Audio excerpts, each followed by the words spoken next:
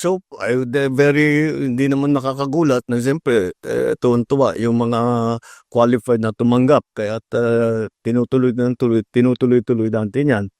Ah, yung mga nagsasabi, "Hindi ano lang 'yan, ano medyo, pang ano lang 'yan, pampapogi lang 'yan, pang ano, pang cosmetic lang 'yan." Well, they're fair to have that opinion, but kung ano, it's unsustainable is really the what people are saying.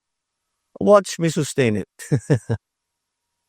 And then, we'll talk in, May of, 2028. Oh, natuloy ba o hindi? Yeah.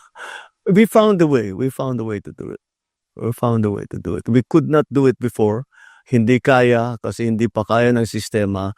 Iba pa yung presyo ng bigas noon. Hindi pa tayo kaya yung mga bilateral na ginagawa namin, we're making deals with different countries para yung presyo mapako na hindi pa bago-bago.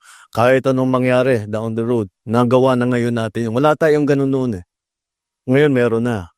Kaya't kaya na natin gawin yung 20 pesos and other things that, DA is able to sell rice, the prices come down. But at the same time, on the other side, tinitiyak natin na ang pagbili, ang presyo na pagbili sa farmers, magandang presyo naman para naman yung farmers natin, magandang kanilang hanapbuhay. And the difference there, that's what the government is paying for. Sir, according